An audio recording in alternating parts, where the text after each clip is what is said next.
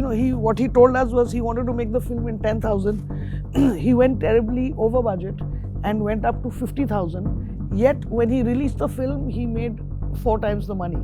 And that inadvertently, that success kind of made other people and Nasir want to make more films. मैंने बस ये देखा कि बहुत कमाल की अपॉर्चुनिटी है कैसे इंसान को एक जीवित रूप में दिखाने का, जहाँ मतलब जीवित तो है वो, खैर सॉरी, मतलब उनको पोर्ट्रे करने का स्क्रीन पे, उनको स्क्रीन पे पोर्ट्रे करने का बहुत बड़ा अपॉर्चुनिटी है। और जैसे कि ईमा ने कहा, बहुत इंस्पायरिंग स्टोरी है। उनके पास बहुत कम चीज़ें थी फाइनेंशियली, अदरवाइज उनकी जो टेक्निकल नॉलेज थी उनकी और उनकी दोस्तों की, पर उसके बावजूद अगेंस्ट ऑल ऑड्स उन्होंने जो एक पूरा एम्पायर आज खड़ा किया है, वो बहुत इंस्पायरिंग कहानी थी मेरे लिए। और उसके बैकड्रॉप में ये सारे दोस्त लोग साथ में ये करते हैं। आप इस फिल्म में कहते हैं कि मुंबई जाके क्या किया, मेरी जावेद अख्तर के साथ फोटो है। तो मेरा जावेद अख्तर के साथ इंटरव्यू है पूरे 1 घंटे 10 मिनट का। That is also my claim fame.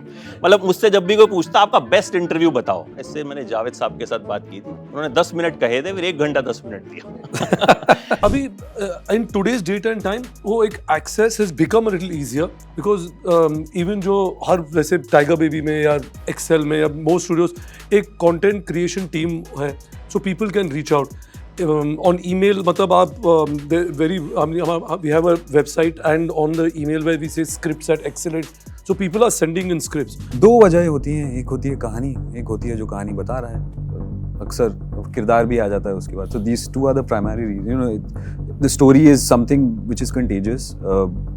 मुझे भी फिल्म मेकिंग से इतना प्यार है जितना शायद नासिर को है, और नासिर के पास शायद प्रिविलेज नहीं थी एक शहर छोड़ के दूसरे शहर जाने के लिए. It's a hard line.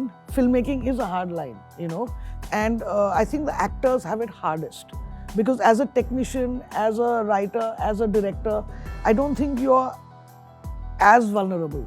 You have some control over the kind of work you're doing. Me as a writer director, I can write my scripts. There's some control over my own career and destiny.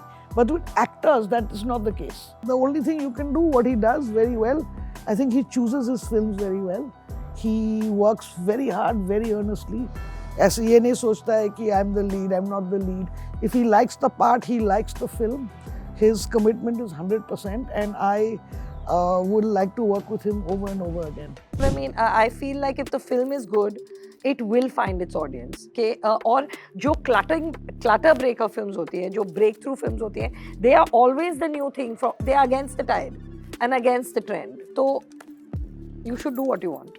मुझे सिर्फ अगर आप respectfully मुझे criticize करें या criticism दें या बोले कि मुझे ये पसंद नहीं आया, मैं उसमें से अपने क्राफ्ट के लिए सीखना चाहती हूँ और बेटर होना चाहती हूँ. That's all I'm interested. कि अगर राइटर्स नहीं होंगे तो सब बेरोजगार हो जाएंगे, क्योंकि उन्हीं की कहानी आने के बाद बाकी चीज़ें एक्टिवेट होती हैं.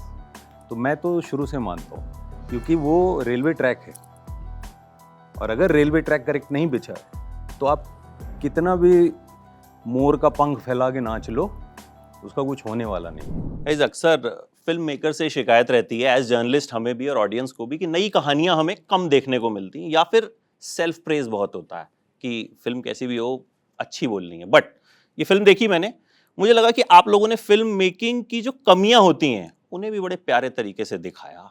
And super boys of Malegaon तो हैं ही, I think super women of Malegaon. So thank you for making such cinema. मैं थोड़ी देर पहले ही मैंने देखी, और जब पिक्चर हमें पहले दिखा दी जाती है तो हम मान लेते हैं कि हाँ, फिल्म मेकर को कॉन्फिडेंस है. नहीं तो होता है कि पिक्चर तो देख लो, फ्राइडे को 12 बजे डालना रिव्यू. तो व्हाई सच अ स्टोरी जो कि हमने नहीं देखी थी. हाँ, डॉक्यूमेंट्री है, बट डॉक्यूमेंट्री का जो ऑडियंस है वो बड़ा लिमिटेड है.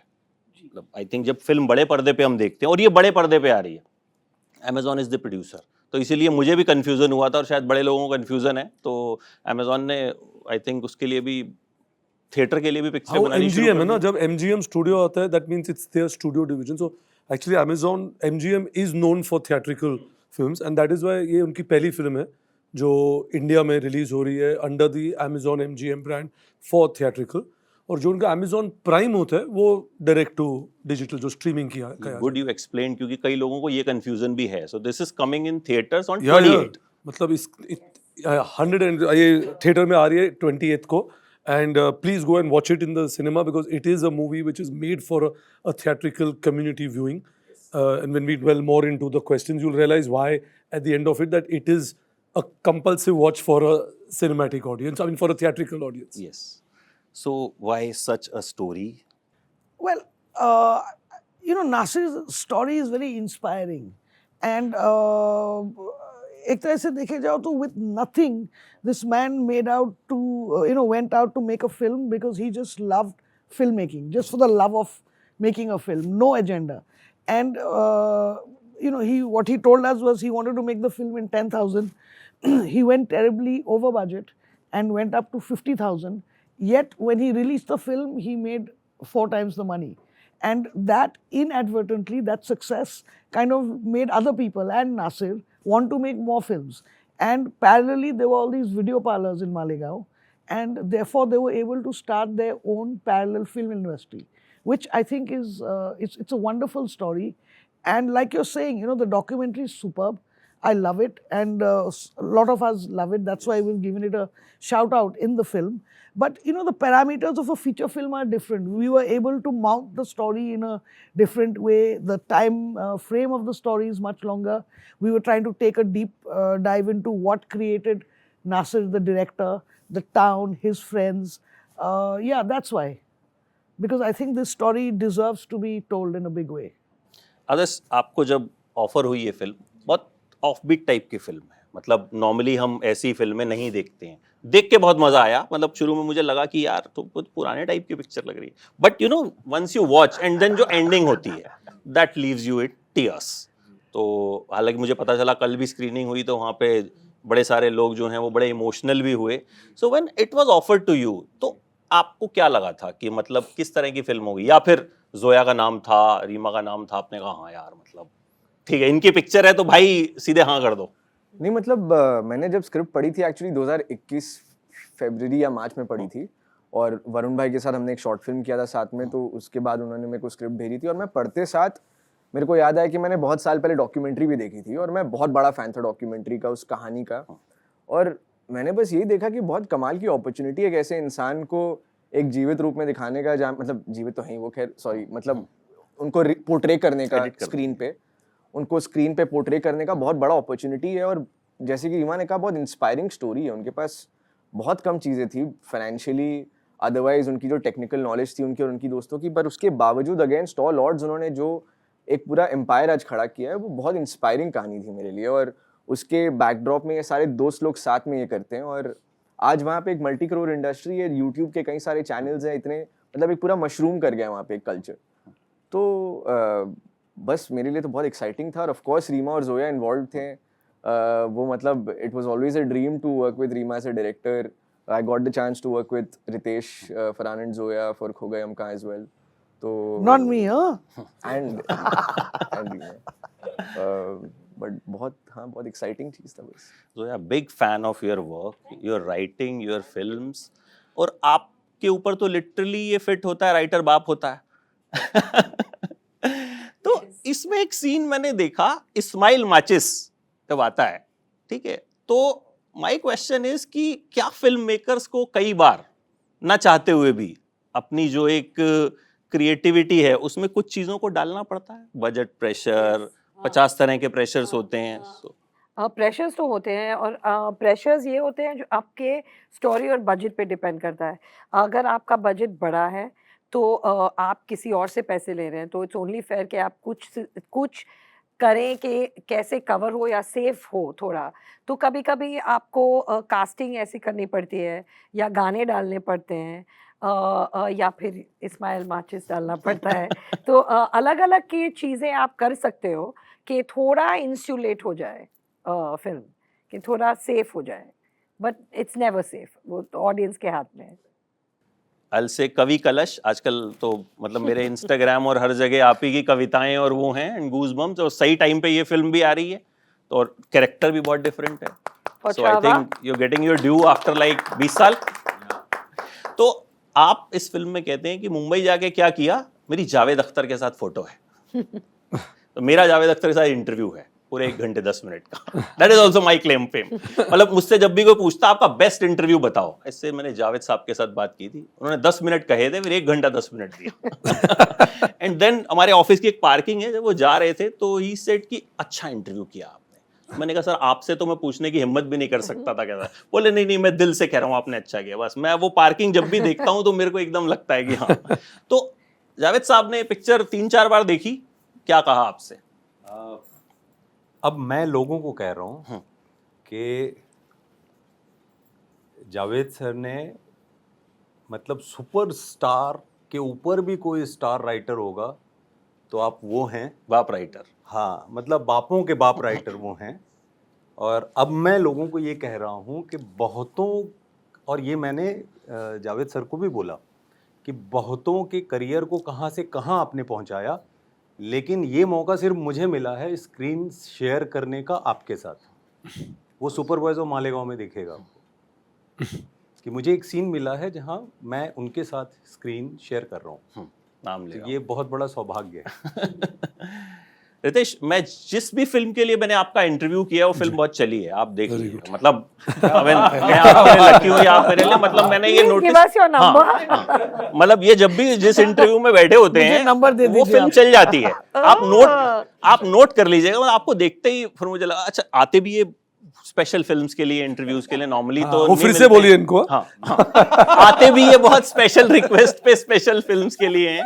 अच्छा, इसमें एक सीन आता है, ये इंटरव्यू क्योंकि फिल्म रिलीज होने के बाद ही आई थिंक होगा, तो हम थोड़ी क्यूरियोसिटी जगा सकते हैं, दीज आर नॉट स्पॉयलर्स, कि जिसमें विनीत एक प्रोड्यूसर के ऑफिस में जाते हैं और कहते हैं कि जैसी तुम्हारी पिछली 2 वाहियात फिल्में थी, राइटिंग की बात कर रहे होते हैं।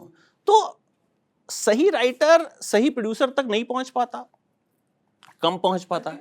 अभी in today's date and time वो एक access has become a little easier because even जो हर वैसे टाइगर बेबी में या एक्सेल में या मोस्ट स्टूडियोज एक कंटेंट क्रिएशन टीम है, so people can reach out on email. मतलब आप very we have a website and on the email where we say scripts at excellent, so people are sending in scripts.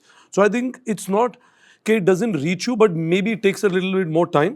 But वो पहुंच जाती है ना, reply goes to them that your script has been received and we are reviewing it. And in case जो पढ़ रहे होते हैं उनकी जो the team which is the content team, उनकी जो sensibility, they understand the kind of stuff which we as producers would want to engage with.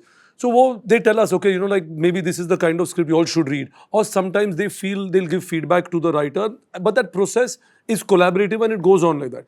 But ऐसा कभी नहीं होगा कि you cannot reach that you will send a script and you will receive a reply. Shashank, आपने असल life में बच्चे संभाले हैं कभी, यहाँ हीरोइन का बच्चा संभाल रहे होते हैं? खूबसूरत सवाल।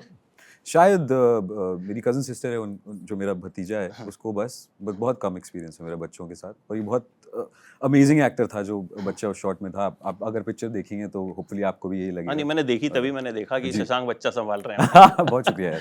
अच्छा, मैं आपसे कुछ महीने पहले भी मिला था एंड उस वक्त भी Shashank was very much excited about super boys of Malegaon. ही 3-4 महीने पहले उन्होंने मुझे बोला आप सुपर बॉयज ऑफ मालेगांव जरूर देखना। मतलब एक होता है जब कोई फिल्म हमें अंदर से पता होता ना कि बड़ी अच्छी है, तो क्या चीज आपको उस वक्त भी लगी थी कि इस फिल्म की यूएसपी है कि जो you were like so confident about?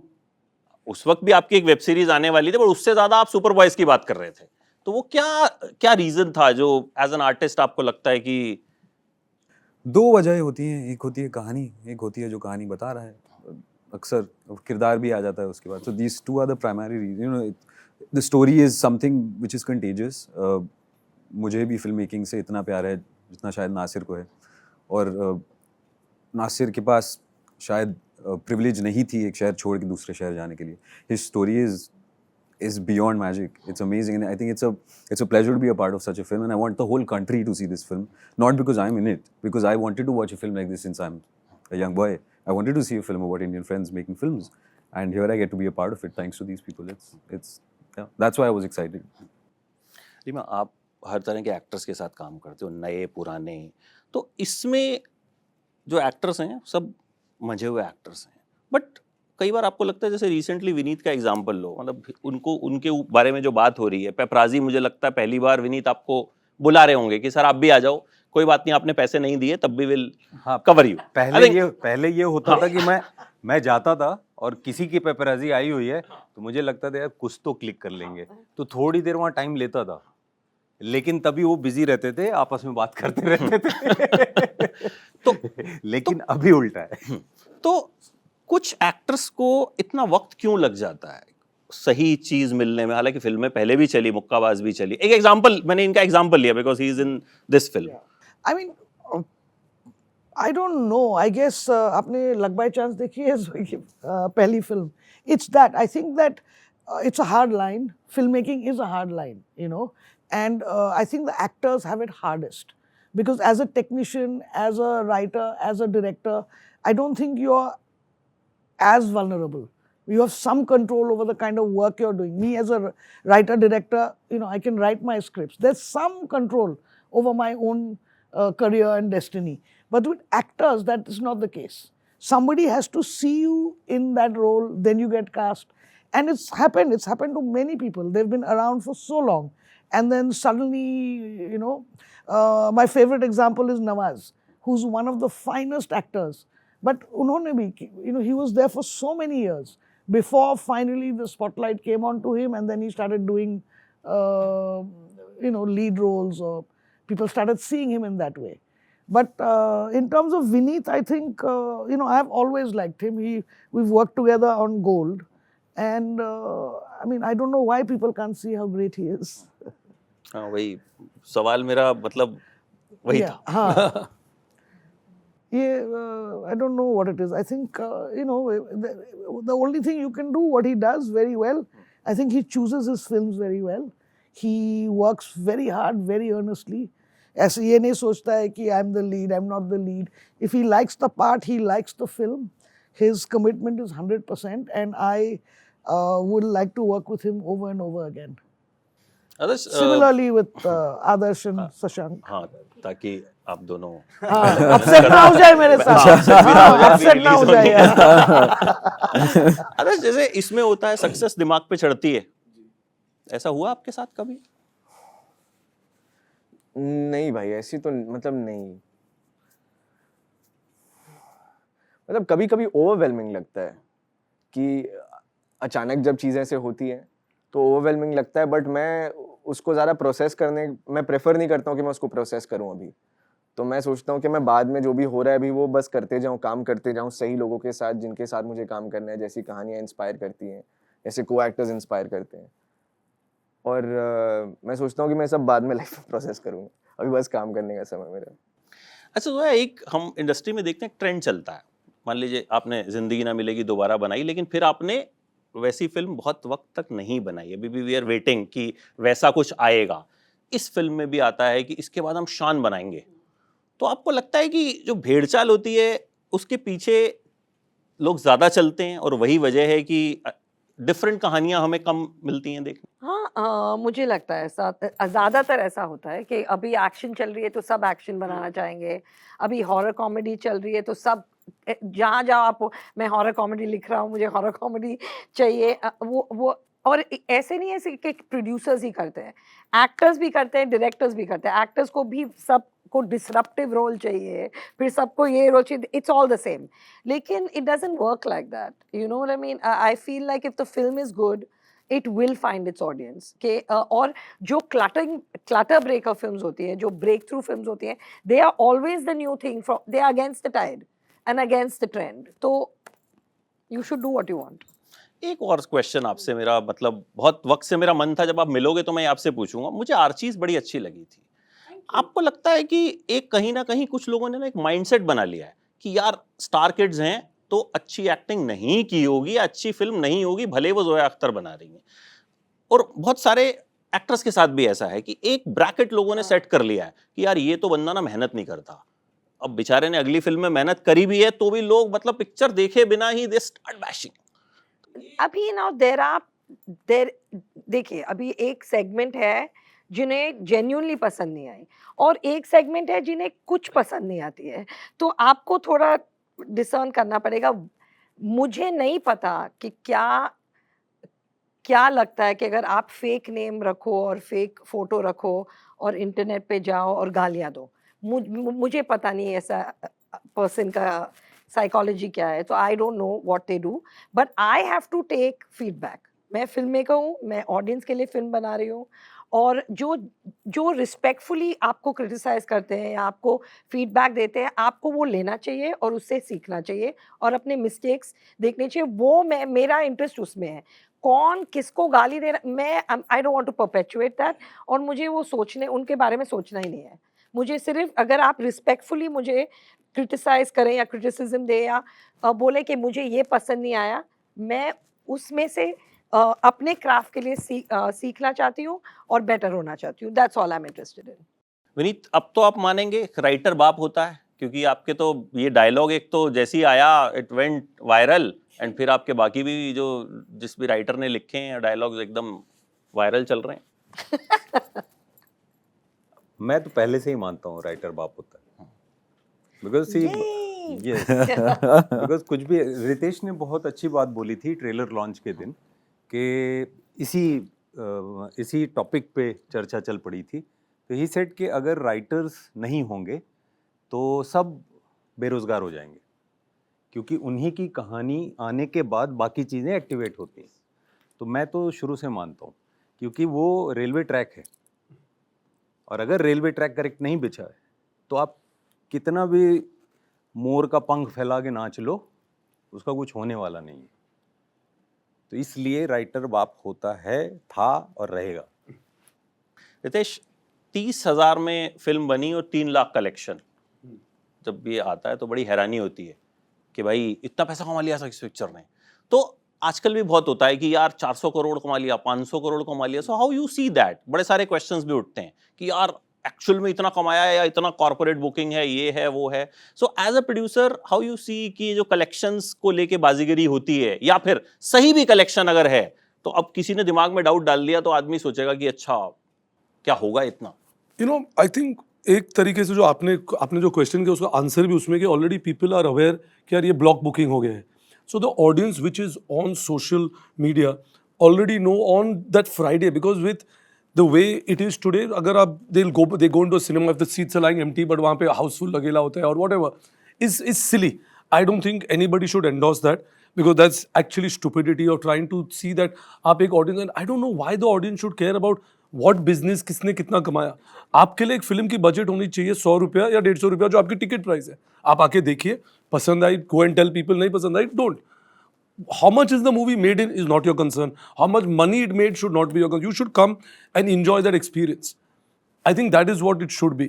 I think ये एक मतलब we get caught up in it. अभी any other business में आपको क्या लेना देना, आप कोई कंपनी की बैलेंस शीट देखते हो उसने कितना कमाया क्या हुआ, is nothing to do with us. I have nothing to gain out of it. So I think that's where it should be. So I personally feel a total waste of time है, कुछ भी नहीं है. It should not be engaged with or even thought about. Zoya said trailer के दिन कितनी lines मिली हैं उस दिन मुझे। शी सेड आप खाना खाने जाते हो रेस्टोरेंट में, आप खाना खाने के बाद खाने की बात करते हो, ये थोड़ी बात करते हो गले में कितना आया। बहुत ही सिर्फ फिल्म इंडस्ट्री में ये दिस इज होता है। द बेस्ट, क्योंकि बहुत बड़ी सारी अच्छी फिल्में होती हैं। मतलब आई डोंट नो, कई बार हम जाते हैं अकेले बैठ के देख रहे हैं थिएटर में, वी आर वंडरिंग कि यार इतनी अच्छी फिल्म है, why audience is not there. तो ये ऑडियंस इज देयर। इनफैक्ट अभी जो री रिलीजेस हो रही है उसके लिए ऑडियंस आ रही है, and they are paying the same ticket price. So it's not that कोई कंसेशन उनको मिल रहा है, and we are seeing movies, so people are wanting to go to cinemas and they are coming in. It's just that the film has to draw them, and it doesn't mean the genre, जो भी genre है film का, as long as you deliver to the genre that promise is delivered, people will come and watch it. Great. Shashank, last question आपसे। Climax में आपने सबको रुलाया, क्या shoot करते हुए आप रोए थे? जी बिल्कुल, मैं रो रहा था शूट करते करते, बहुत घंटे। हमारा क्रू भी रो रहा था क्योंकि हम करीब 2-3 दिन से वो क्लाइमैक्स शूट कर रहे थे और मुश्किल सीन था वो शूट करने के लिए। बहुत हमारा जो क्रू है उसके बिना वो क्लाइमैक्स ना कोई रोता ना कोई हंसता, ना वो मुमकिन होता। पर जी मैं रो रहा था और वो स्क्रीन पे है जी। Yeah, but I think क्या, I mean, I'd like to speak about this. हम लोग 3 दिन के लिए शूटिंग कर रहे थे, तो बिगिनिंग सीन में किसी को रोना नहीं था, पर मैं एक म्यूजिक सबको थोड़ा इमोशनल करने के लिए प्ले कर रही थी, तो सब लोग रो रहे थे। मैं बोला अभी मत रो मत रो, और फाइनली जब रोना था ना, everyone had exhausted themselves and we had to find new ways of crying. और वो फैंटम लाइट्स के साथ हम शूट कर रहे थे, जो बहुत हाई इंटेंसिटी लाइट्स होते हैं, तो जैसे ही आंसू आंख में आते सूख जाते हैं, तो इतना हीट प्रोड्यूस करते हैं वो सोख लेते हैं आपके आंसू को।